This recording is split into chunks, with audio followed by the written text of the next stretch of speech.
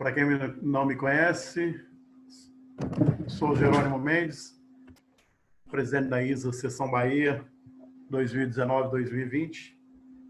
Agradecendo a todos por estar presente, agradecendo ao Bugarelli especialmente por estar conosco nessas comemorações de 30 anos de ISA Seção Bahia e 75 anos de ISA Internacional. Agradecer ao Alex aí pelo seu empenho em trazer o Bugarelli, que é um dos... Questão de ordem. Tem gente que não está escutando o áudio. Por quê? Deixa eu aumentar aqui, um momentinho. E agora? Não, vai falando que tá todo mundo escutando, tem que ajustar. Então, agradecer ao Alex também pelo empenho em trazer o Bugarelli, que é um dos papas de atmosferas explosivas, e agradecer a todos a participar do nosso café. Entre outros, esse é o nosso terceiro café, quarto evento online, e de muitos que virão. Eu vou deixar a palavra agora com o Alex para falar um pouquinho aí sobre a ISA. Eu não consegui trazer o PowerPoint, Alex. Fala um pouquinho, fala dos membros. E venham para a ISA vocês também, estamos precisando de gente, de braço e de cabeça. Muito obrigado a todos. Um bom evento, um bom café. Obrigado, Jerônimo. Obrigado à equipe da ISA. Eu vou tentar resumir. Alex, está tendo um eco aí. E está muito alto. Vou baixar o volume aqui. Melhorou? Melhorou, agora tá bom. Então, é o seguinte. Primeiro, gostaríamos de agradecer muito a presença de todos vocês. Nós tivemos um recorde de inscrição aí, graças a Deus.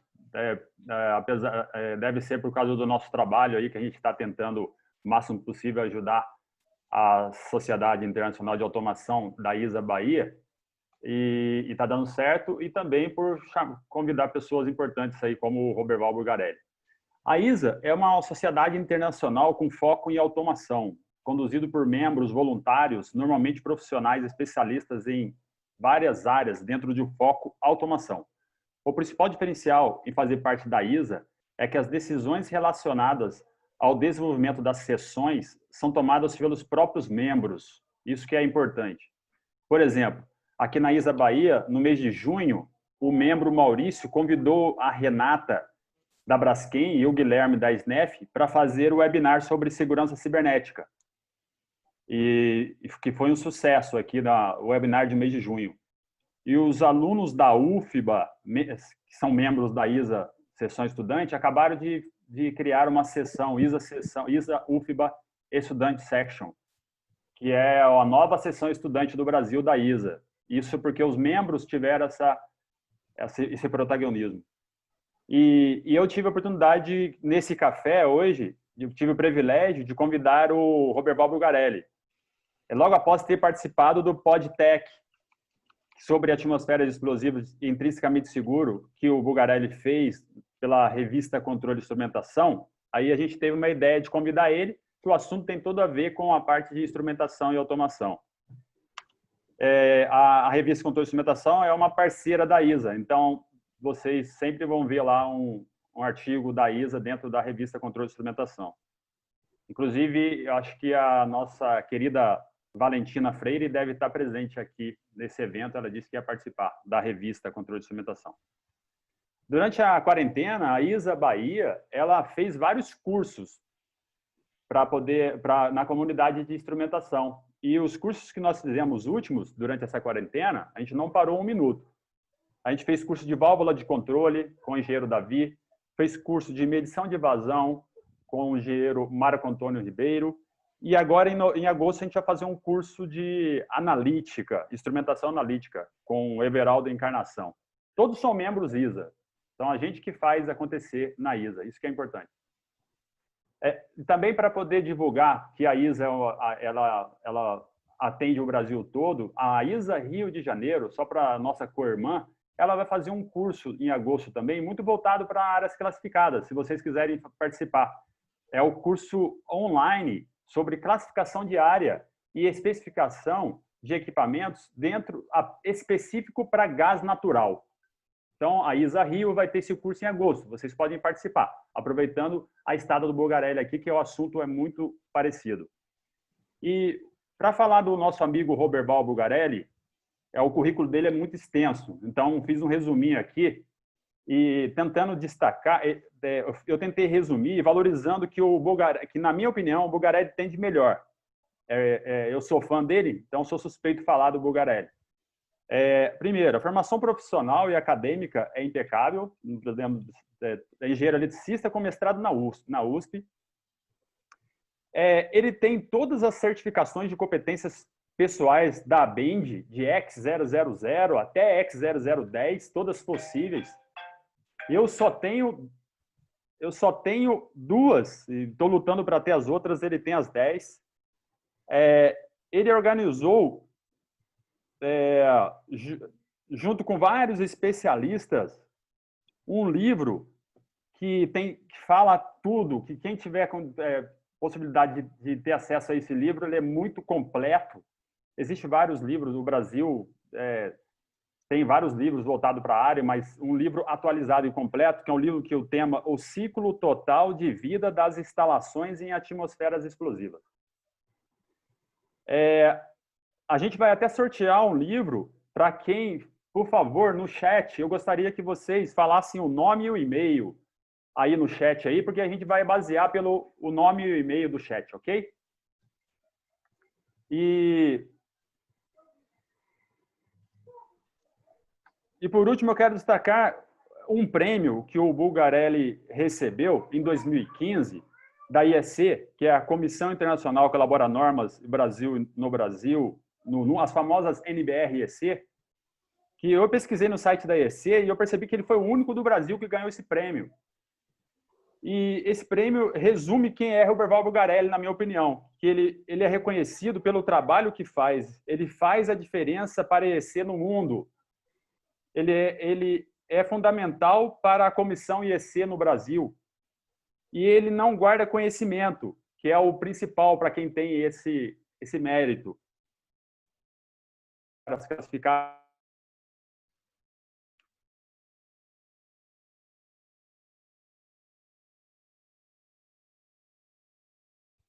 Epa, o que aconteceu? O som sumiu. Você parou de falar, Alex? As regras, Bulgarelli. Você pode falar as regras, tá bom? Para ficar centralizado em você. O som, Bulgarelli, seu está fechado. No sentido de que a gente possa ter uma... Aumenta um pouquinho o seu som, Bulgarelli.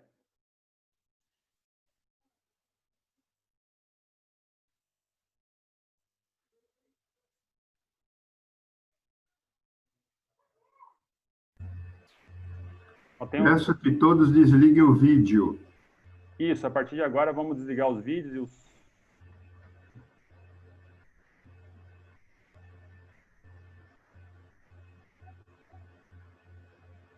E o Bulgarelli, ele está aí ou ele deve ter caído? –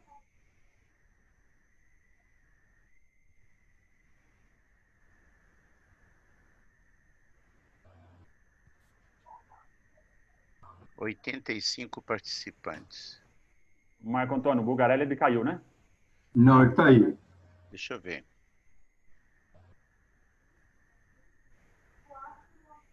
Ele está aqui, Lívio? Está sim.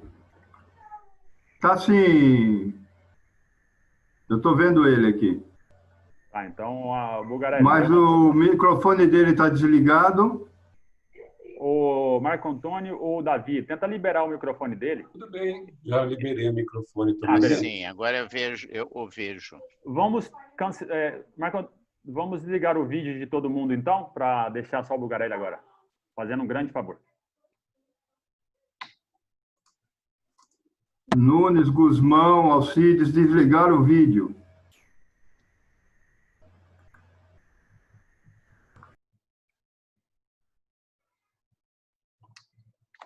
Posso continuar, então?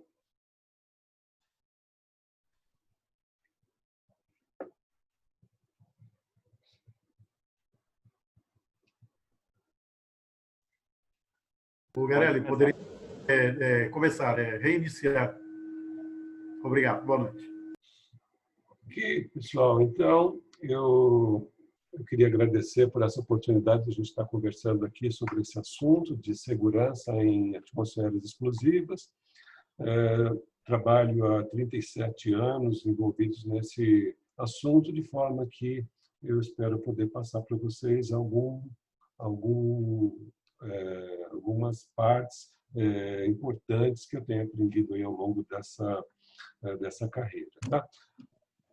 Eu gostaria de começar mostrando alguns tipos de proteção para atmosferas explosivas. Por favor, confirmem que vocês estão visualizando a apresentação.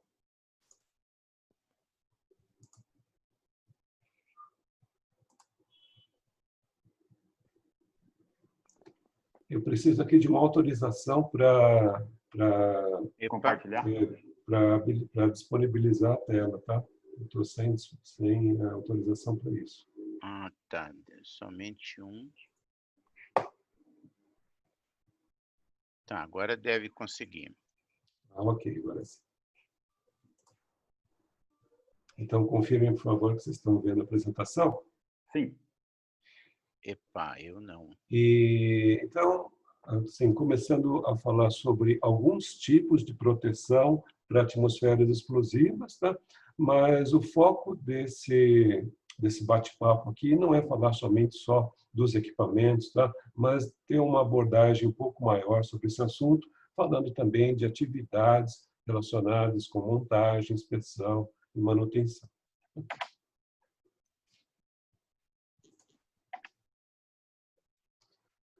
Então, aqui estão listados alguns dos principais tipos de proteção de equipamentos aplicáveis para a instalação em atmosferas explosivas, tá?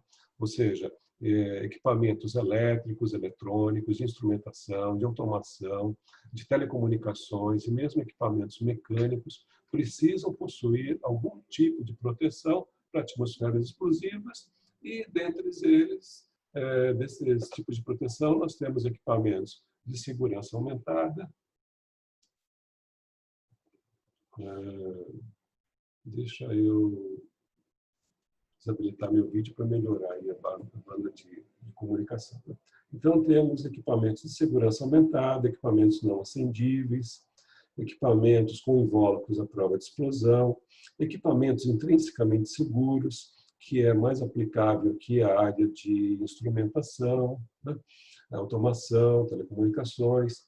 Temos equipamentos com invólucros pressurizados, encapsulados em resina, imersão em areia, equipamentos imersos em óleo, equipamentos com proteção ótica, para fazer proteção de switches óticos, interfaces eletroóticas, LEDs, fibras óticas. Tá? Agora nós temos uma rede Ethernet em atmosferas explosivas, com vários equipamentos de instrumentação e telecomunicações.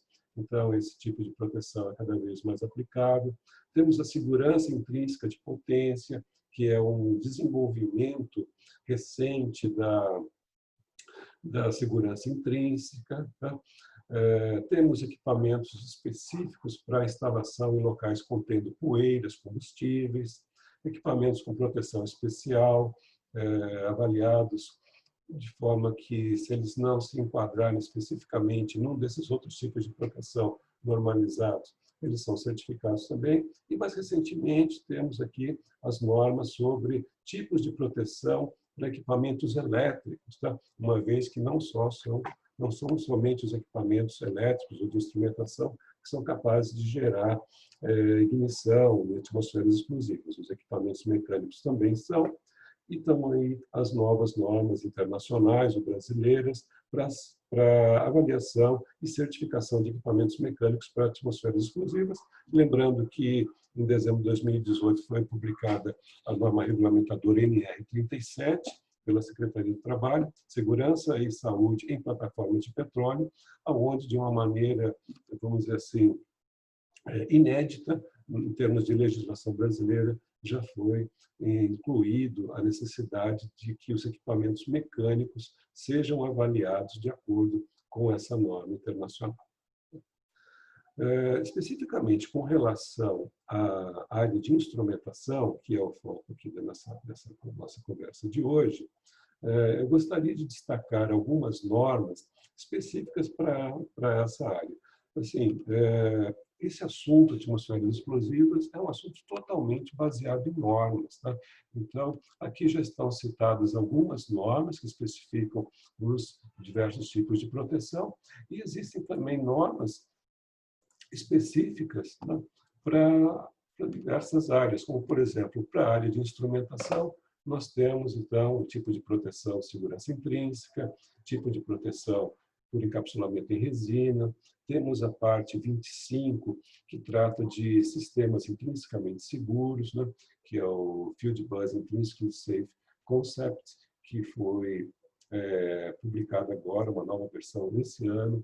Temos requisitos de desempenho de detetores de gás para a instalação em áreas classificadas, procedimentos de seleção, instalação, utilização e manutenção de detetores de gás destinados à instalação em áreas classificadas, uma norma específica sobre requisitos de segurança funcional de sistemas fixos de liberação de gases, normas sobre métodos de ensaios para detetores de gases, temos a norma sobre a segurança intrínseca de potência, uma norma específica para definir os requisitos de selagem entre os instrumentos e o processo, né, de forma que os produtos que passam as tubulações, os equipamentos, aonde os instrumentos são conectados, que não haja essa contaminação dos instrumentos. Então, existe uma norma específica sobre esses requisitos de selagem.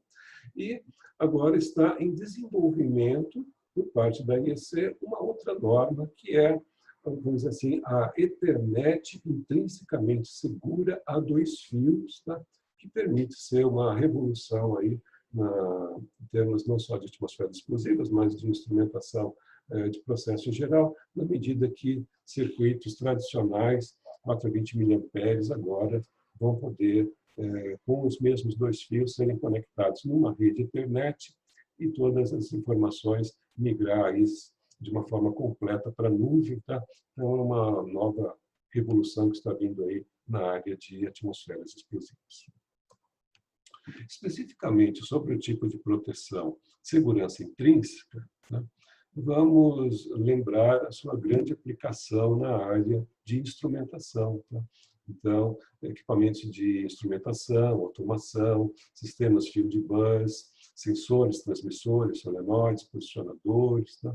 Transceptores, tablets, smartphones, todos esses equipamentos têm tipo de proteção por segurança intrínseca. Tá? Estão vindo agora aí os wearables, ou seja, aqueles equipamentos intrinsecamente seguros que nós vamos vestir, vamos dizer assim, que vai vir embutido nos nossos EPIs, ou que vai fazer parte do nosso crachá, tá?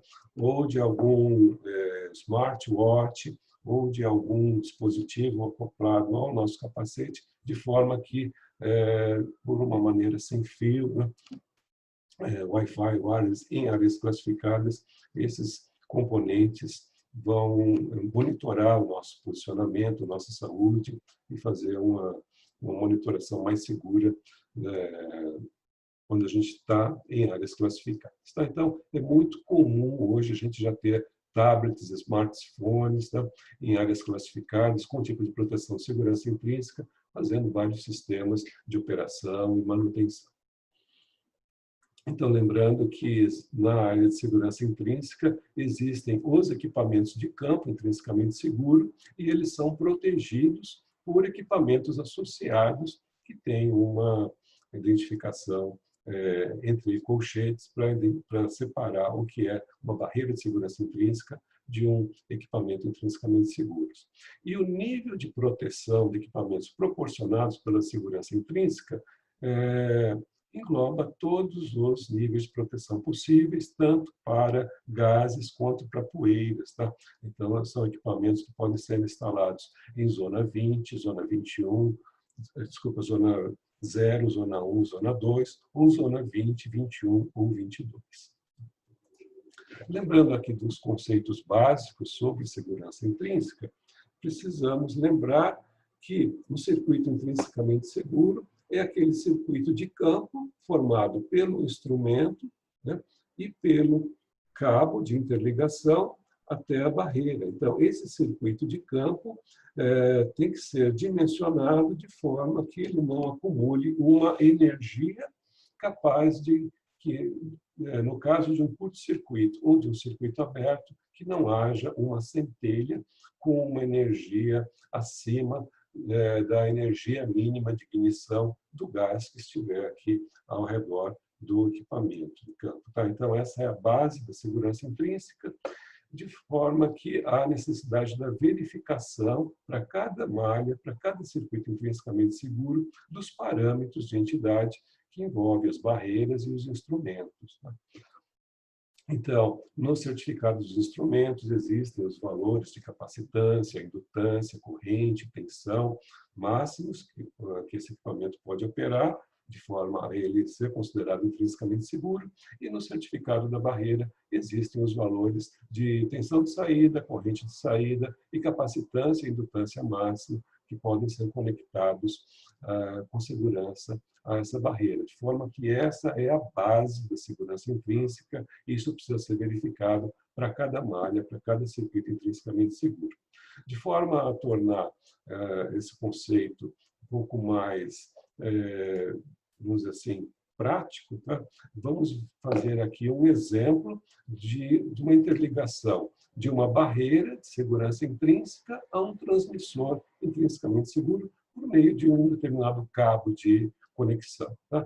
Então, vamos supor que esse cabo tem um comprimento de 500 metros e usando aí valores típicos de capacitância e indutância do cabo, a gente tem que esse cabo, nesse comprimento de 500 metros, tem 1 mA e uma capacitância de 10 nanofarads. Então, o que a gente precisa verificar nesse caso é o seguinte: qual a capacitância e indutância do circuito de campo formado entre o transmissor e o cabo de interconexão. No caso da indutância, nós temos 0 mA mais 1 mA, 1 mA. E na barreira pode ser conectado no máximo 3 mA, ou seja, está sendo conectada a essa barreira uma indutância menor do que aquele valor máximo que foi verificado no laboratório, que ela é considerada segura, ou seja, sob o ponto de vista de indutância, esse circuito está adequado. Sobre o ponto de vista de capacitância, a essa barreira pode ser conectado no máximo 65 nanofarads, o cabo tem 10 nanofarads, o instrumento tem 30 nanofarads, ou seja, o circuito de campo tem 40 nanofarads. Então, sob o ponto de vista de capacitância também, esse circuito está adequado.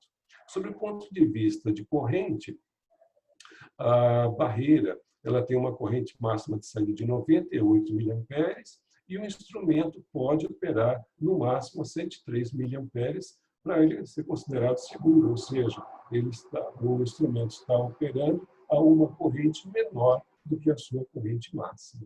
Sob o ponto de vista de corrente, então, essa junção desse transmissor com essa barreira também está adequada. Sob o ponto de vista de tensão, esse instrumento pode operar, do ponto de vista de segurança intrínseca, até 38 volts, e a tensão de saída da barreira é 28,7 volts. Ou seja, sob o ponto de vista de tensão também, esse circuito dessa barreira com esse instrumento está adequado.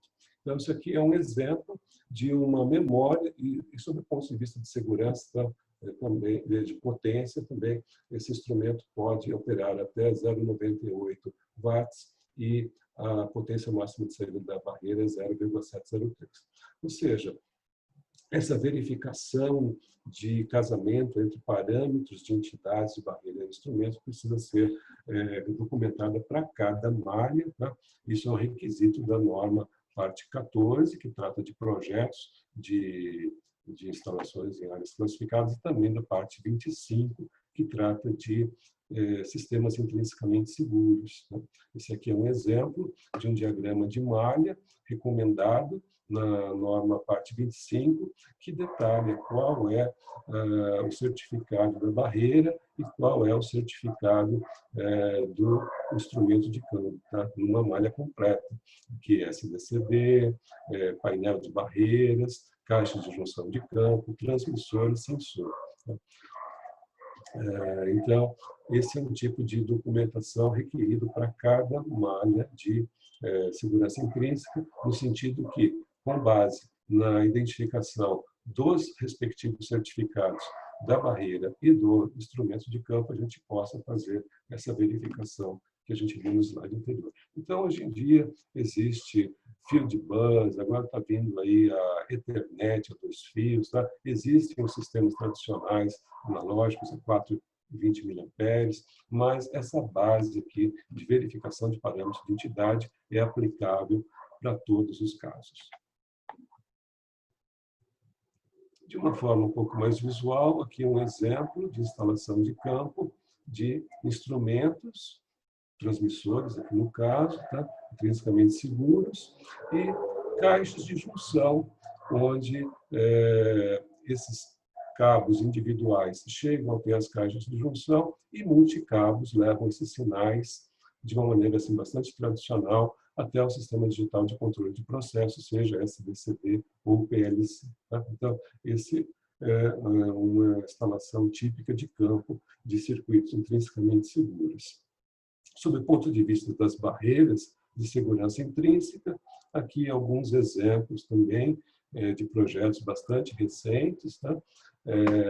De barreiras de segurança intrínseca integradas no mesmo painel aos cartões de entrada e saída, no caso aqui de SDCD. Tá? Então, até alguns anos atrás, não havia ainda essa integração tão grande entre fabricantes de SDCD e de barreiras, mas agora essa integração foi obtida e no mesmo armário a gente consegue ter as duas montagens ao mesmo tempo. Tá? Isso permite, dentre outras vantagens, a economia de até 50% de espaço em relação a sistemas anteriores, que havia necessidade de instalação de barreiras em painéis independentes, em painéis de arranjo separados dos painéis do SDCD. Agora, esse aqui ainda é um sistema, vamos dizer assim, tradicional de instalação de segurança intrínseca, com barreiras, vamos dizer assim, discretas. Tá? Para cada instrumento existe uma barreira. Existe uma outra aplicação de segurança intrínseca, que é a instalação de remotas em campo, tá? Remotas que são adequadas para instalação em áreas classificadas. Tá? Ou seja, as barreiras, nesse caso, tá? Ficam mais próximas dos instrumentos e isso faz com que haja uma grande economia em termos de cabos, tá? E grandes vantagens aqui sob o ponto de vista de facilidade de projeto e de montagem de campo, tá? Além de facilitar esses parâmetros de interconexão entre instrumentos e barreiras, na medida em que esses cabos aqui de campo se tornam mais curtos. Né? Então, existem diversos fabricantes no mercado que disponibilizam essas remotas intrinsecamente seguras, tá?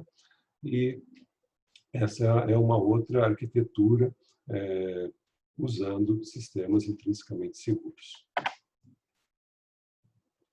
Além de remotas de campo, existem também os field bus, né? As redes de campo, ou seja, os equipamentos de campo não são interligados a barreiras discretas, como nos casos anteriores, tá? Mas eles formam uma rede de comunicação, tá? E essa rede se comunica com uma fonte de alimentação adequada para esse tipo de field bus, tá? E essa fonte de alimentação, nesse caso aqui, está instalado em área não classificada, tá? Alimentando o sistema field bus em atmosfera explosiva. Esse field bus é um FISCO, tá? Conceito de field bus intrinsecamente seguro. Mesmo nesses casos, valem todos aqueles requisitos de verificação de entidades, de capacitância, indutância, corrente, tensão e potência, entre a soma desses equipamentos de campo e a fonte de alimentação FISCO.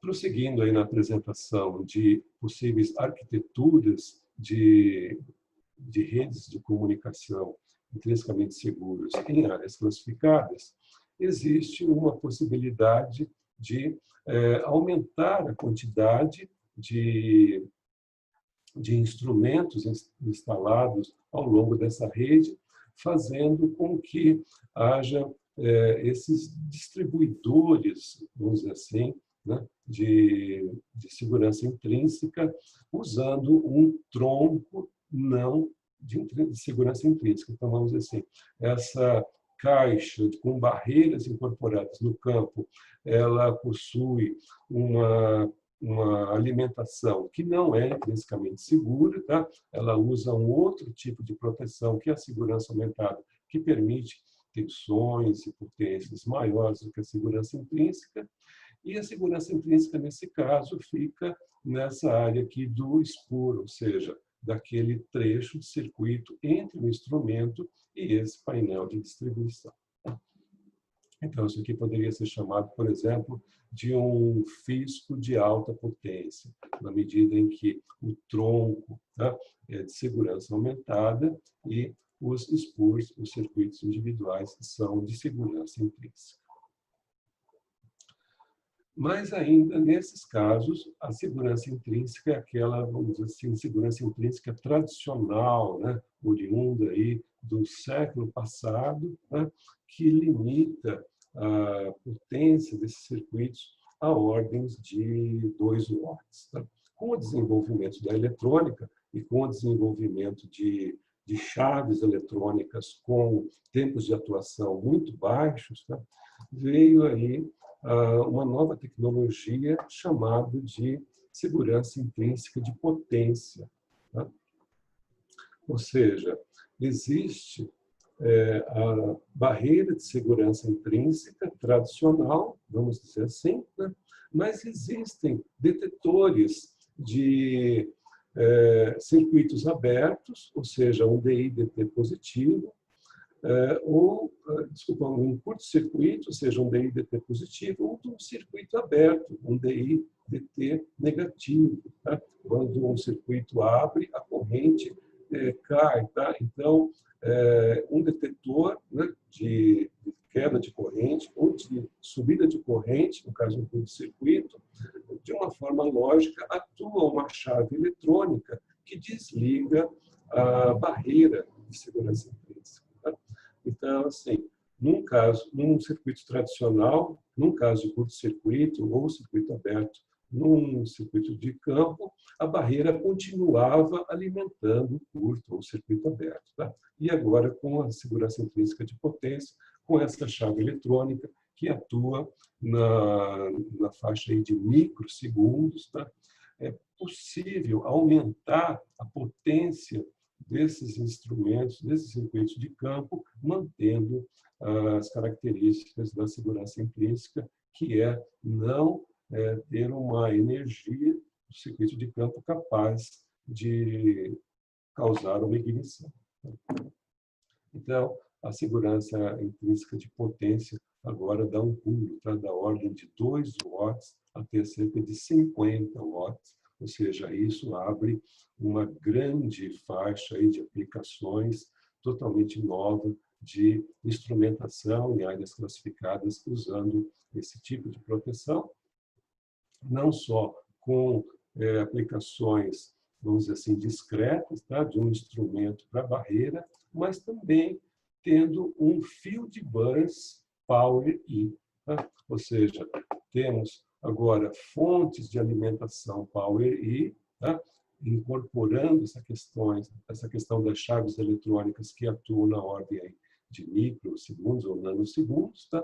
Formando aqui no campo, tá? Um field bus, um tronco, tá? Com dispositivos, tá? Em rede que também atendem a esses requisitos do Power-E. Tá? Ou seja, então, agora a gente tem possibilidade de ter em circuitos de campo até 50 watts num circuito field bus com essa tecnologia de chaves atuando de uma maneira bem rápida. E como a evolução da tecnologia nessa área eletrônica de instrumentação ela é muito rápida, tá? Está em elaboração no TC31 da IEC, talvez seja uma informação nova que eu esteja trazendo aqui para vocês, tá? Que é a Ethernet intrinsecamente segura a 2 fios. Então, essa parte 47 está em elaboração, que é proteção de equipamentos pelo conceito de Ethernet intrinsecamente segura a 2 fios. Tá? Ou seja, independente do tipo de proteção do instrumento lá no campo, tá? Seja ele a prova de explosão, ou segurança aumentada, ou intrinsecamente seguro, a rede que vai interligar esses sistemas, esses instrumentos, agora é uma rede intrinsecamente segura, tá? A 2 fios, no padrão Ethernet. Tá? Ethernet, vamos dizer assim, é um padrão amplamente adotado, né, no mundo todo. Então, por que não transformar um cabo 2 fios, né, que até o momento transporta um sinal analógico 420 mA, numa rede Ethernet com todas as vantagens e benefícios que isso pode trazer. Tá? Então, a Ethernet é um circuito intrinsecamente seguro, na medida em que essa norma vai limitar os valores de tensão, corrente, tá? Para os dispositivos de campo, de forma a operarem dentro dessa rede Ethernet intrinsecamente segura. Então, essa rede, para áreas não classificadas, vai permitir potências, vamos dizer assim, relativamente elevadas para essa área de instrumentação, né? Até 60 watts, uma potência ainda maior do que o Power I para a área classificada, e para áreas, em áreas de tipo zona zero, tá? Potências aí da ordem de 500 miliwatts, tá? Que é uma vantagem, né? Quando comparados a um sistema tradicional tipo 420 mA. Com relação à velocidade de transmissão de dados, tá? Numa rede dessas, vamos ter aí uma velocidade de 10 megabits por segundo, tá? Com distâncias de até 1000 metros, com os atuais cabos tradicionais, aí, cabos de par trançado a 2 fios. Tá? Essa velocidade, quando comparado às redes fio de bus atuais, tá? Representa um aumento de 300 vezes na velocidade de taxa de transmissão de dados. Tá? E fazendo uma comparação com o RART, essa velocidade é 8.000 vezes maior. Tá? Para se ter uma ideia, então, dos benefícios que vão ter os novos projetos daqui para frente, utilizando redes Ethernet, né, a 2 fios.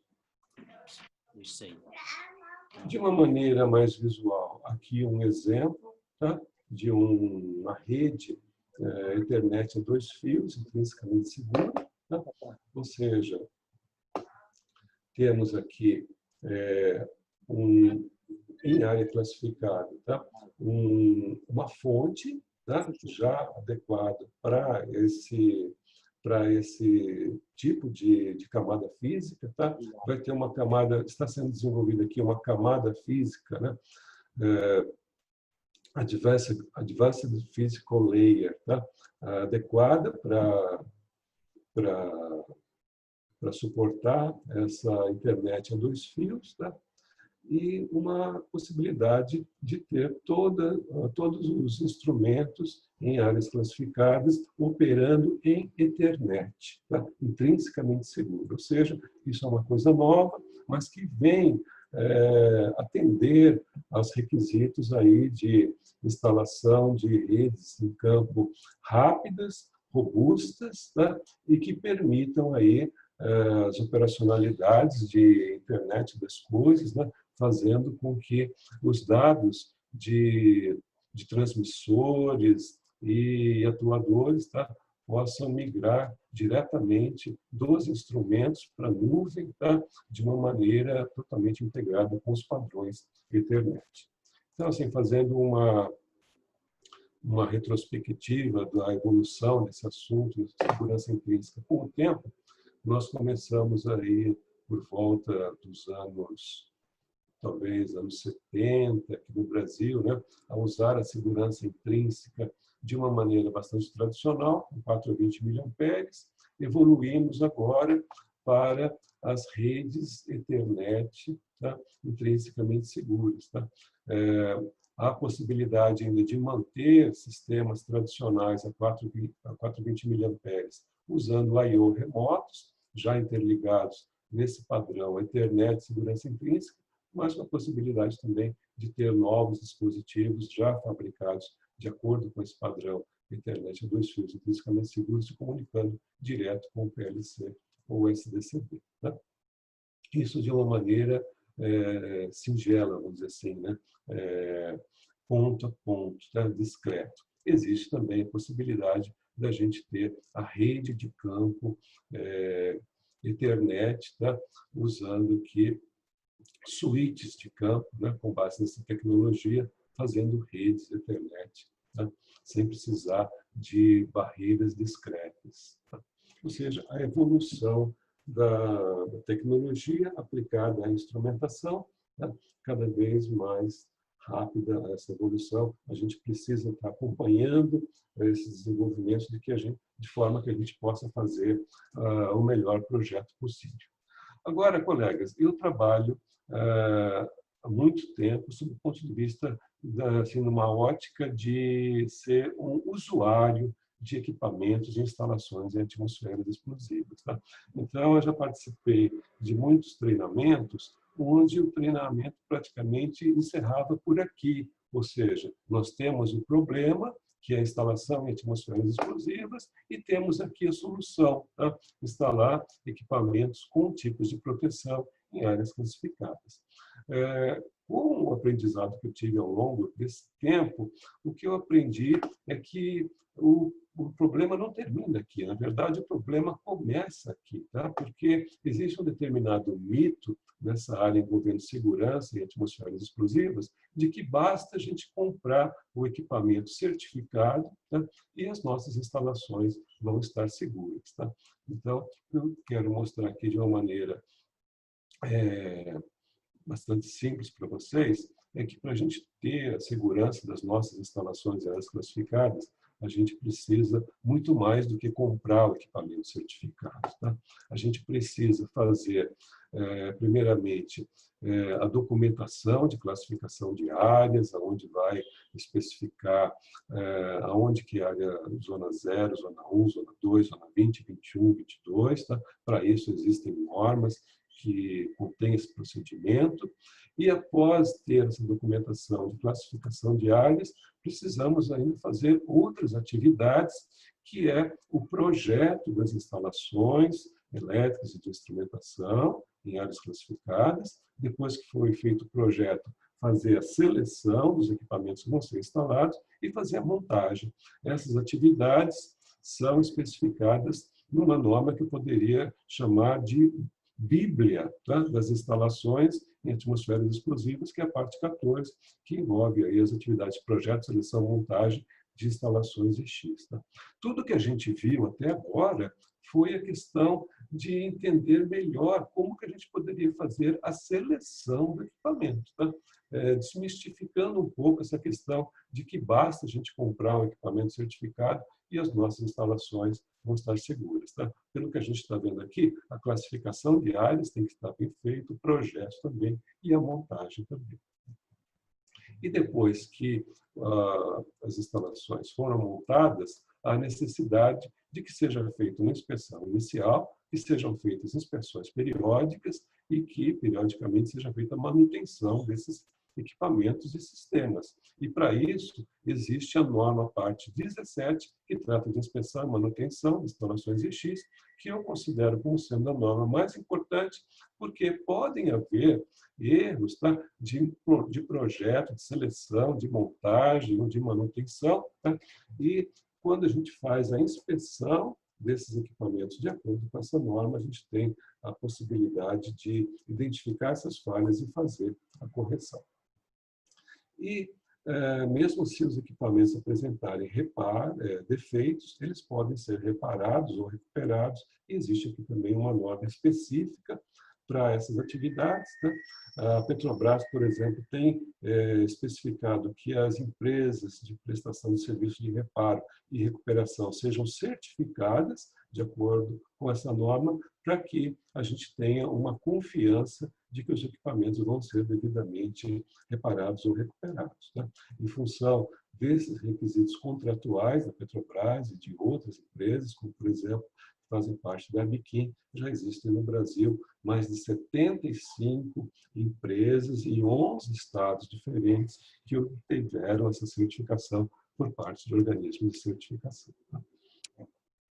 Então, o que eu queria focar agora um pouco aqui com vocês é a importância dessa atividade chamada inspeção, tá? Porque, volto a falar, podem haver falhas de montagem, falhas de projeto, falhas de reparo, falhas de manutenção, e é nessas atividades de inspeção que a gente tem a oportunidade de encontrar e, vamos dizer assim, corrigir essas falhas, tá? Então, existem aí as inspeções que são feitas logo após que os equipamentos são montados, existem aquelas inspeções periódicas, tá? A norma sobre inspeção em atmosferas explosivas requer que essa inspeção periódica seja feita no máximo a cada 3 anos. Existem também a possibilidade de fazer inspeções por amostragem, para verificar se esse período de 3 anos está adequado, se precisa ser diminuído, tá? Enfim, é importante que a gente tenha nos nossos sistemas de gerenciamento e de gestão de equipamentos EX procedimentos ou sistemáticas que efetivamente implementem essas inspeções, tá? E com relação ao grau, né, ao nível de detalhamento que essas inspeções vão ser feitas, elas podem ser visuais ou podem contar com o auxílio de alguns instrumentos ou ferramentas, ou podem ser detalhadas, né, quando são verificados todos os itens das listas de verificação que são apresentados na norma parte 17. Né? Então, por exemplo, nós precisamos fazer inspeções periódicas, tá? Essas inspeções, elas não precisam ser tão detalhadas quanto aquelas que são feitas nas inspeções iniciais, tá? Mas elas precisam contar com um nível vamos dizer assim, de inspeção que possa identificar todas as não conformidades que estejam presentes nas instalações. Então, existem os programas de inspeção, ou seja, para cada tipo de inspeção existem uma lista já pronta de verificação a ser verificada, tá? Dependendo se a inspeção é detalhada, apurada ou visual, tá? E temos que verificar requisitos como, por exemplo, o equipamento está apropriado para a zona do local da instalação? Como que essa pergunta poderia ser respondida, né? Então, fica aí uma lição para casa para vocês, como vocês poderiam, né, imaginar nessa posição de ser um inspetor de equipamentos em atmosferas explosivas. O grupo de equipamento está correto, a classe de temperatura está correta, o grau de proteção está adequado, tá? Ou seja, várias verificações que precisam ser feitas em equipamentos e instalações em áreas classificadas. Na verdade, o que a gente pode perceber, infelizmente, é que existe uma normalização de desvios, tá? De equipamentos EX. O que vem a ser isso? Tá? A expressão normalização de desvios foi inicialmente utilizada na análise daquelas explosões que aconteceram com os ônibus espaciais da Challenger em 96 e Columbia em 2003, onde foi verificado que algumas falhas que eram reconhecidas, tá, eram mantidas, tá, porque elas não apresentavam falhas catastróficas imediatas. Tá? Então, por exemplo, aqueles anéis de vedação que ocasionaram a explosão do ônibus espacial Challenger, tá? Elas eram reconhecidas, tá? Que de fato existia aquele problema, mas ela passou a ser aceita porque no dia a dia não apresentavam essas falhas catastróficas imediatas. Tá? Então, fazendo aqui uma aplicação desse conceito em áreas classificadas, a gente pode entender que existe também uma normalização dos desvios EX na medida em que a gente vê instalado no campo vários equipamentos com defeitos, com desvios, que visivelmente eles podem ser reconhecidos como sendo riscos de ignição, mas eles passam a ser aceitos porque o equipamento não gera nenhuma falha catastrófica imediata. Ou seja, o ser humano tem essa questão, talvez, de dar prioridade para aquilo que está incomodando mais no curto prazo, certo? Então, vamos dizer assim, tem um instrumento que não está transmitindo o seu valor, né, para o sistema digital. Então, talvez a manutenção desse circuito seja mais importante do que revisar aqui, corrigir uma falha de um equipamento à prova de explosão, porque isso não está gerando nenhuma falha catastrófica imediata. Então, essa situação aqui passa a ser considerada como normal, como sendo aceita, tá? E isso gera um grave problema, porque quando, de fato, houver um vazamento de gás, ou houver a presença da atmosfera explosiva, esse equipamento não vai atender aí a sua necessidade e pode vir a ser uma fonte de ignição. Tá? Então, vamos dizer assim, o supervisor responsável por essa área passa em frente a esse equipamento todo dia e fala assim, está faltando de fato aquele parafuso lá no invólucro à prova de explosão, mas esse equipamento já faz 2 anos que está faltando esse parafuso e até hoje não explodiu, certo? Ou seja, é uma falha grave, né, que infelizmente passa a fazer parte da paisagem, tá, sem ter o devido tratamento com o rigor necessário. Então, aqui, né, mostrando alguns desses exemplos de padronização de desvio EX. Tá? Um instrumento transmissor à prova de explosão, onde, numa entrada não utilizada, não foi colocado um bujão à prova de explosão. Foi deixado lá um simples protetor de rosca, tá? E o supervisor responsável por essa área passa aqui todo dia e não toma uma providência para colocar aqui um bujão à prova de explosão. Isso reforça a necessidade de que a gente faça a inspeção, né, periódica, porque na aplicação daquela lista de verificação vai ter uma pergunta, né, do tipo, as entradas não utilizadas estão devidamente pluviadas com os plugs adequados? Aqui um outro exemplo de um invólucro à prova de explosão, um instrumento, com um prensa-cabo à prova de explosão, onde foi devidamente colocado 2 cabos, ou seja, esse prensa-cabo não está montado de uma maneira correta. Aqui houve um problema ou de projeto, ou de montagem, ou de manutenção, ou de inspeção, mas enfim, né, esse problema acaba ficando lá no campo, fazendo parte da paisagem. Prensa-cabos que não apertam os cabos. Tá?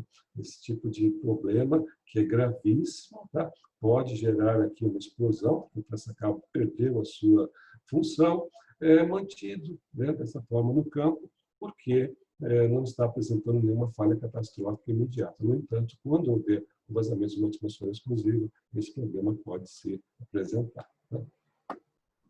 E outro exemplo aqui de um invólucro à prova de explosão com um cotovelo que não tem certificação, não tem marcação à prova de explosão, e além disso foi colocado aqui devidamente uma fita veda-rosca, né, que altera as características da fita à prova de explosão, só para exemplificar aqui algumas falhas que são encontradas durante essas inspeções periódicas em X. Então, assim, do ponto de vista atual de segurança das instalações, é uma situação bastante ruim que a gente tem no campo, né, com vários equipamentos, apesar de serem devidamente certificados, eles possuem falhas de montagem ou de manutenção, tá, ou de projeto, ou de especificação.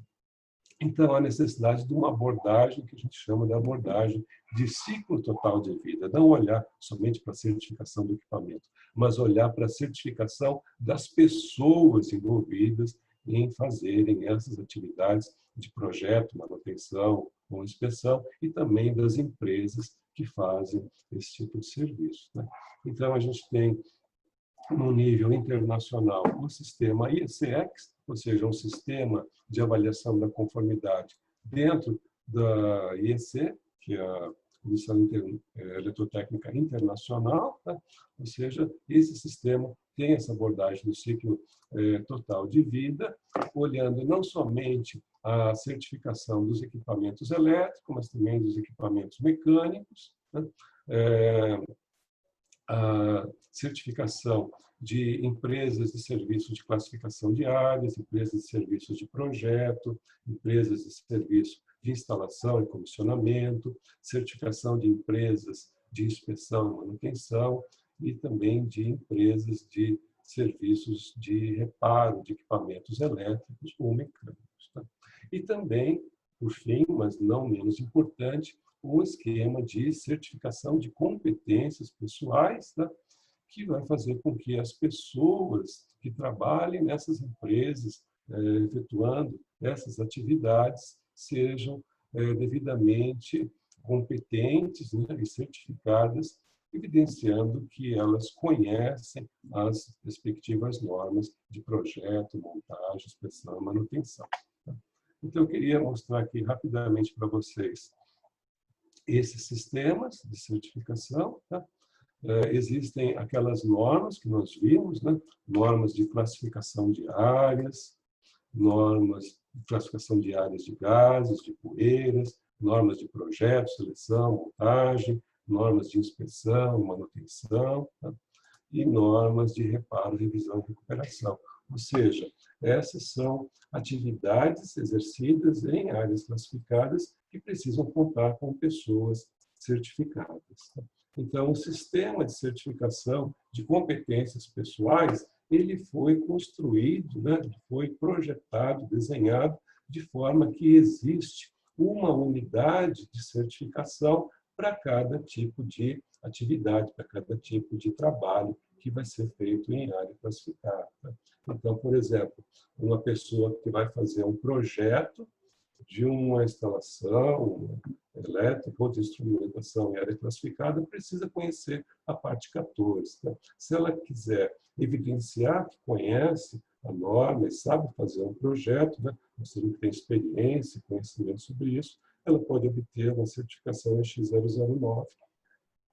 E esse é um documento que evidencia a pessoa, que ela conhece a norma e dá segurança para quem vai contratar essa pessoa, um diferencial de mercado que está contratando a pessoa correta. E da mesma forma para outras atividades, para quem vai fazer inspeção detalhada, X008, quem vai fazer manutenção, X004, quem vai fazer classificação de áreas, X002, ou seja, 11 unidades de competências pessoais, uma para cada atividade. Com relação à certificação de empresas, vale um conceito muito parecido com esse, ou seja, existem as normas que são aplicáveis para cada tipo de atividade, classificação de áreas, projeto, montagem, inspeção detalhada, inspeção periódica, reparo, revisão, recuperação dos equipamentos, e as empresas vão obter as respectivas certificações, com base na avaliação de acordo com os requisitos dessa norma. Então, aqui fazendo uma comparação de qual é a norma aplicável e qual é a unidade de competência aplicável para os executantes e supervisores dessas empresas a serem certificadas. A gente tem aqui empresas de classificação de áreas, precisam mostrar que conhecem as normas de classificação de áreas, e o pessoal tem a certificação para a classificação de áreas. Empresas que vão fazer projeto de instalações, precisa conhecer a norma de projeto, e o seu pessoal executante e de supervisão precisa ter a unidade de competência relacionada a projeto. e assim sucessivamente. Uma empresa que vai fazer serviços de instalação, inspeção inicial, precisa conhecer a norma de montagem e precisa com que os seus executantes supervisores possuam a devida certificação nas respectivas unidades de competência. Uma empresa que vai fazer inspeção e manutenção precisa conhecer a norma de inspeção e manutenção e precisa que o seu pessoal tenha as devidas certificações. E uma empresa que vai fazer serviços de reparo, revisão e recuperação, eu comentei que já existem no Brasil 75 empresas certificadas de acordo com a parte 19, e o seu pessoal executante ou responsável pelo serviço de reparo precisa ter a respectiva unidade de certificação. Então, colegas, eu acredito que já estamos aí no nosso limite de tempo, tá? Eu só queria, então, mostrar aqui, dar um panorama geral de como estamos aqui em relação a atmosferas explosivas, tentando mostrar que existe um mito, que é a questão do equipamento certificado, mas, como a gente viu, existe uma grande quantidade de não conformidades no campo, tá? E para isso a gente precisa ter pessoas certificadas e empresas certificadas, de forma que esses sistemas já estão disponíveis aqui no Brasil, já existem organismos de certificação brasileiros reconhecidos internacionalmente pelo IECEX, que estão disponibilizando esses sistemas de certificação de pessoas e de empresas aqui no Brasil, tá? Então, só concluindo, tá? Nós já temos as normas, tá? Normas brasileiras totalmente alinhadas com as normas internacionais. A gente está vendo que ter norma não é suficiente para garantir a segurança em atmosfera explosiva, tá? A gente já tem aqui no Brasil também equipamentos certificados, tá? O que era um problema alguns anos atrás, ou vamos dizer assim, algumas décadas atrás, que era problema de comprar equipamento certificado. Isso já não é mais problema atualmente, tá? Mas isso também não resolveu o problema, tá? Da falta de segurança em atmosfera explosiva. Então, pode ser verificado que somente a certificação de equipamentos não é suficiente para essa segurança, tá?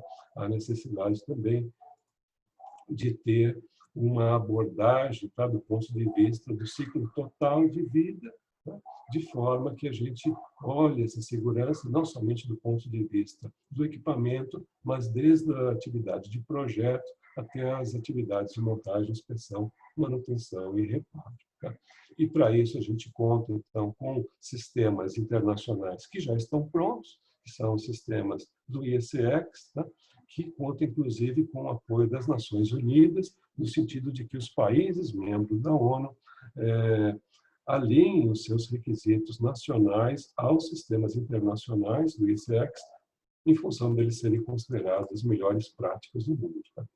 Então, aqui no Brasil, esses sistemas já são disponíveis por meio de organismos de certificação brasileiros, tá? Para certificação de competências pessoais e de empresas de serviços. Tá? Ou seja, as pessoas, as empresas podem ter essa certificação aqui no Brasil, sem precisar recorrer a outros organismos de certificações internacionais. Tá?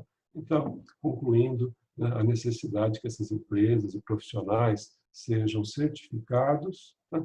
De forma que a gente possa contar com essa segurança que a gente precisa. Tá?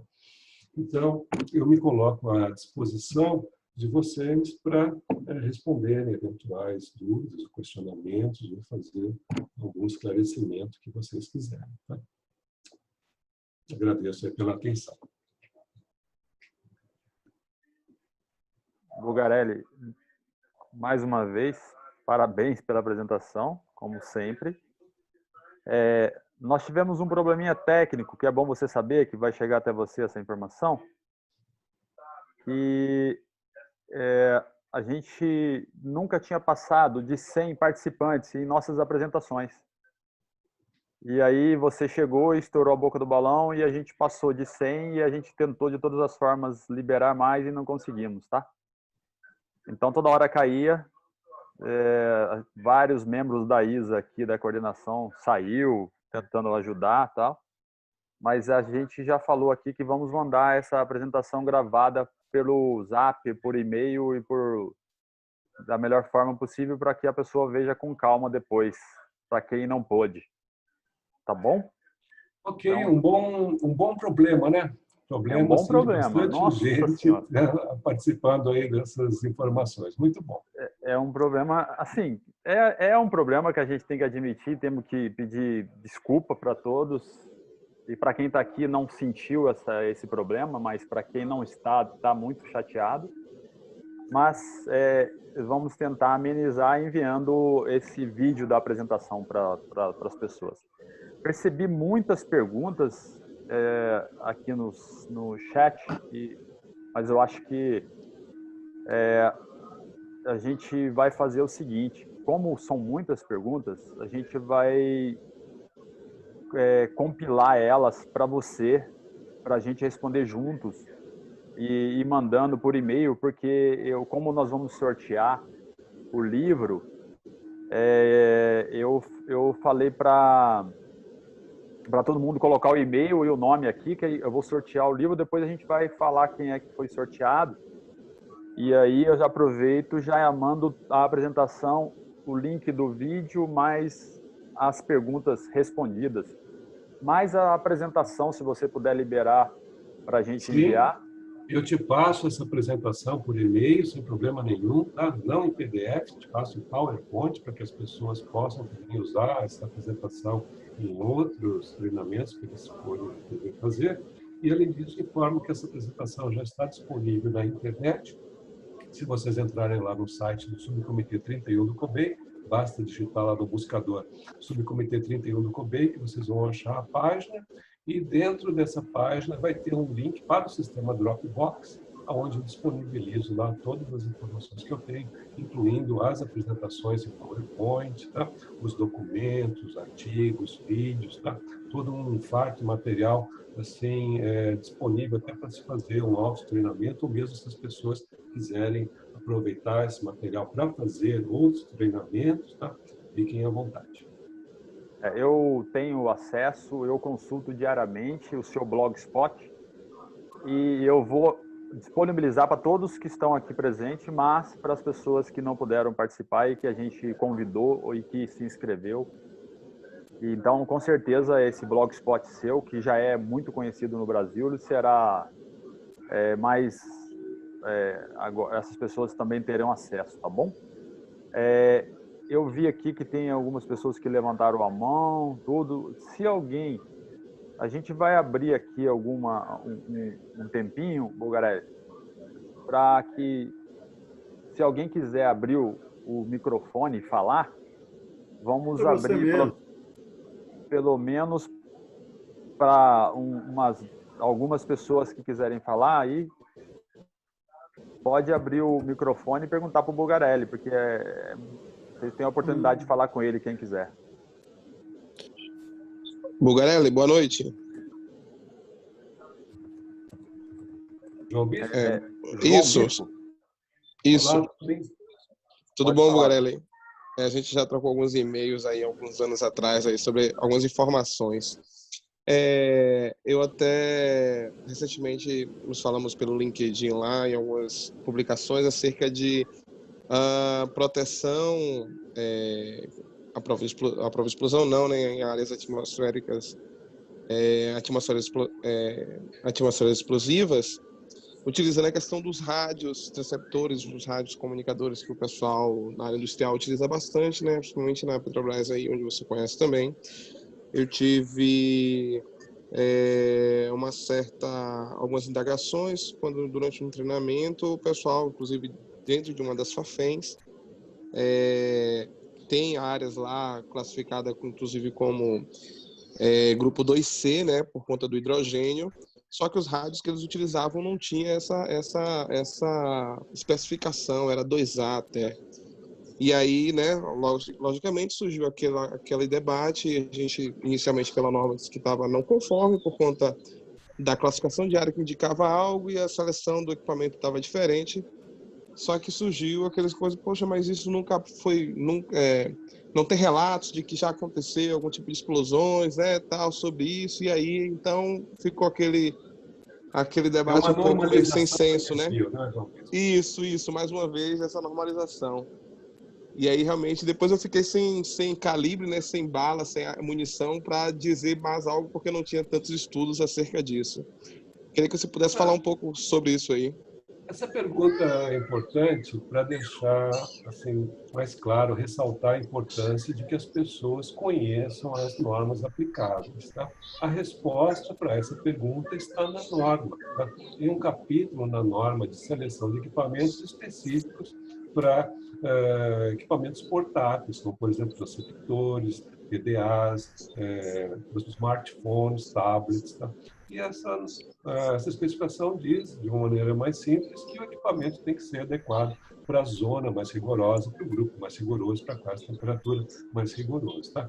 Então, existem no mercado diversos equipamentos que atendem à zona 0, ao grupo 2C, classe de temperatura 4, ou seja, não é problema técnico, tecnológico. Tá? É um problema de falta de conhecimento das pessoas, como você está reportando aí, uma área que tem grupo de presença de hidrogênio e não tem um rádio receptor adequado para o hidrogênio. Isso é uma falha, né? Não atende ao requisito de norma e isso pode ser citado como um exemplo de padronização do desvio, normalização do desvio, na medida em que foi reportado, como você falou, mas isso nunca gerou nenhum tipo de consequência catastrófica. Tá? Isso até o momento em que esse rádio não vai ser utilizado numa área que pode conter, aí, por exemplo, hidrogênio, e aí pode gerar um acidente grave. Tá?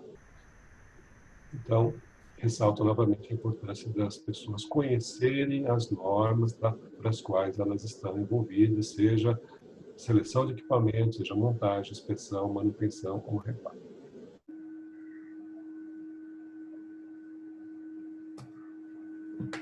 Ok, e eu gostaria de pedir um favor para todo mundo que ainda está aqui, os participantes, para avisar as outras pessoas que perguntarem para vocês ou falarem com vocês que não conseguiram ter acesso devido ao limite, que a gente vai passar a apresentação para vocês que estão aqui, aí vocês puderem divulgar para essas pessoas também, tá bom? Então, Bugarelli, pode fazer um fechamento aí, agradeço muito e se você puder, por favor, vamos deixar uma data, deixar aqui uma porta aberta para uma próxima apresentação num futuro próximo e aí a gente falar sobre assuntos ou algumas normas específicas também e se você puder, a gente podia fazer novamente no futuro próximo que a gente convida com antecedência. E agradecer. Eu fico à disposição de vocês, tá? Agradeço muito aqui a todos os colegas aqui da Isa Sessão Bahia por essa oportunidade. A gente está aqui,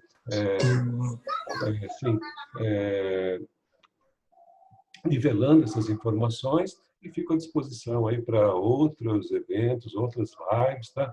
E assim, gostaria que vocês me passassem todas as perguntas, porque eu não gostaria de deixar nenhuma pergunta sem resposta, tá? Me passe as perguntas aí, copia do chat, me passa por e-mail e eu respondo por escrito a cada uma delas.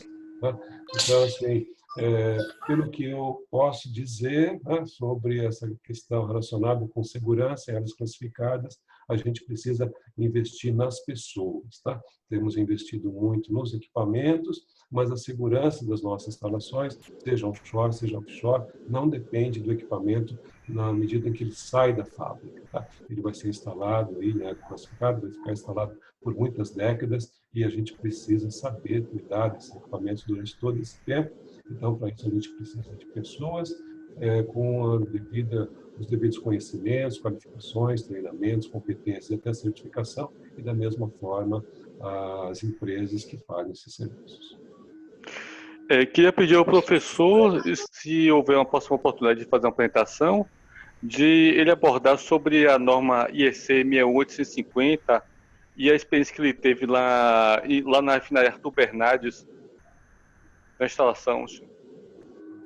Sem dúvida, seria um grande prazer, tá? Porque a segurança caminha junto aí com tecnologia, tá? E a IEC 1850 tem tudo a ver com tecnologia, smart grid, aí, e a melhoria do mundo, integrando todos os sistemas elétricos de potência. Exatamente, se eu for convidado aí por vocês, posso fazer uma live sobre esse assunto. O Alex e Bugarelli, eu gostaria de fazer só mais uma pergunta, se puder, senão fica anotado aí para você me responder depois.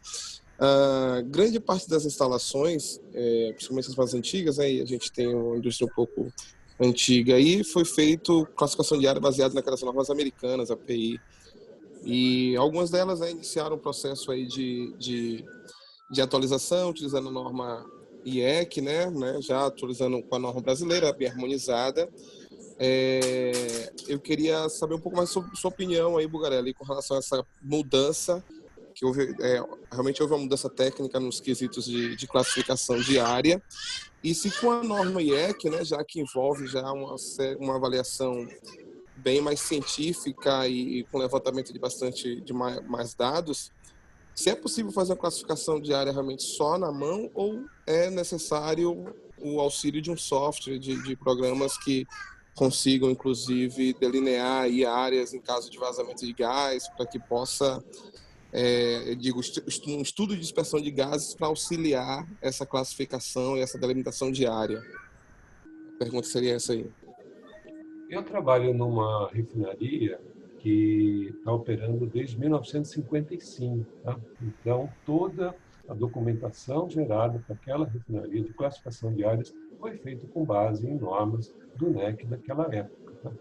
E a documentação de classificação de áreas, ela continua válida enquanto o processo for mantido. Tá? Então, se o processo daquela refinaria que eu trabalho tivesse sido mantido ao longo desses 65 anos aí que está operando, aquela documentação de áreas continuaria válida ainda, ou seja, ela precisa ser revisada a cada mudança de processo. Tá? Então, como existem várias mudanças de processo nas refinarias, existe a necessidade de se fazer a atualização da documentação de classificação de áreas. Nós fizemos isso, tá? Hoje em dia nós contamos com uma documentação em meio digital, usando maquetes eletrônicas 3D, tá? com os softwares mais atuais que existem no mercado. Tá? Mas o mais importante da classificação de áreas é ela refletir, de fato, o que está presente nos equipamentos de processo. Tá? Independente se vai usar cálculos manuais ou cálculos por softwares ou sistemas de simulação de dispersão de gases. Tá? O importante é que essa documentação indique com clareza quais são as zonas, os grupos, as classes de temperatura e as extensões, na medida em que essa classificação de áreas vai permitir outras atividades que são feitas posteriormente, que é a especificação dos equipamentos e a inspeção, manutenção. Aproveitando a oportunidade, eu gostaria até de dizer que muitas empresas possuem as suas próprias normas de classificação de áreas. A Petrobras é uma dessas empresas. A Petrobras possui aí experiência de classificação de áreas desde o final da década de 40, tá? Ou seja, tem aí 70 anos de experiência em classificação de áreas e desenvolveu a sua própria norma de classificação de áreas, a norma Petrobras N2918, que inclusive está disponível aí para acesso livre e gratuito no site, o canal de fornecedor, na página da Petrobras na internet. Bugarelli, eu queria só... Desculpa, vou só ficar um pouco mais nessa pergunta no seguinte sentido. Muitos empresários hoje, muitas indústrias utilizam a questão da mudança da norma até por um caráter de tentar desclassificar algumas áreas ou diminuir por conta de custo, delimitação de suas zonas, né? Já que a IEC ela é mais restritiva nesse sentido, ela é mais assertiva do que a americana antigamente, que era um pouco mais conservadora, na minha avaliação inicial, né? E de acordo com os estudos e com aquilo que eu já aprendi nos seus slides também. No entanto, tem uma diretiva também da OMC, né, da Organização Mundial do Comércio, que fala que inicialmente a gente precisaria utilizar as normas internas daquele país como parâmetro. Então, quando se já tem essas normas aqui no Brasil, a BNT, né, hoje já adotando todas essas normas aí da IEC, já oficiais aqui no Brasil, não seria o caso essas empresas que hoje estão ainda com aqueles padrões de normas antigos não deveriam ser adequados a essa normativa brasileira hoje? Não, eu volto a dizer que o importante é que a documentação de classificação de áreas reflita a realidade das instalações de processo. Tá? Então, se não houver a mudança de processo, a documentação de classificação de áreas é válida. Tá? Existem várias empresas, tá, que usam outras normas, além das normas brasileiras ou normas internacionais, tá, que também são consideradas válidas e aplicáveis na medida em que elas são específicas para aquela realidade daquele processo. Tá? As próprias normas internacionais recomendam, sim, que as empresas tenham normas próprias, específicas para os seus processos, na medida que as normas internacionais da IEC, as respectivas normas brasileiras, são genéricas, tá? E tentam modelar de uma maneira matemática a classificação de áreas, mas não é específica para um tipo específico de processo. Tá? Vou falar no caso da Petrobras, uma empresa da área de petróleo, tem as suas próprias normas específicas para a indústria do petróleo. Entendido. Outra questão seria, se por algum motivo uma indústria que tivesse um projeto baseado numa norma dessa americana, ou europeia, ou alemã, por exemplo, de classificação de área, mas durante um serviço de inspeção, né, nessa instalação, a gente utilizasse as normas IEC, possivelmente pegasse alguns desvios referentes aí à norma. Isso seria um pouco por conta de um embasamento técnico. Mas meu projeto foi baseado nessa norma, você faz inspeção baseada em outra norma. Você já teve alguma experiência nesse sentido, algo dessa problemática? Essa pergunta é interessante no sentido de que as instalações elas são adequadas para as normas vigentes na época da instalação. Tá? Então, quando a gente vai fazer a inspeção, sim, a gente tem que levar isso em consideração, que as inspeções têm que ser feitas de acordo com a norma da época da instalação, não necessariamente de acordo com as normas atuais. Ô João, agradeço aí sua participação aí. Eu só gostaria de já começar a finalizar, porque está chegando em 1h30, que a gente combinou 1h30, só falta 2 minutinhos. E aí, obrigado mais uma vez, Roberval Bulgarelli, pelas tuas palavras, teu aprendizado, teu tempo, ter aceitado o convite. E a ISA Bahia agradece. O presidente Jerônimo Mendes me pediu para finalizar. Aí eu agradeço a todo mundo que participou, e a sua apresentação ela é tão boa e enriquecedora que até agora nós estamos com 87 participantes nesse momento. Agradeço a todos que ficaram até agora e fique tranquilo que o sorteio, vocês vão ficar sabendo de quem colocou o nome no chat e e-mail do livro do Ciclo Total de Vidas, que o Bulgarelli organizou, e também a gravação do evento, mais as perguntas, com certeza vou salvar aqui de novo tudo que está escrito no chat para o Bulgarelli responder pergunta a pergunta, tá bom? Agradeço novamente a todos. Bulgarelli, agora pode finalizar aí e a gente termina por aqui. Eu agradeço essa oportunidade, fico à disposição aí para responder as perguntas, para outras oportunidades vir fazer aqui outras palestras e nivelar mais informações e passar lições aprendidas e experiências, tá? E boas práticas, e desejo a todos aí boa sorte, saúde, tá?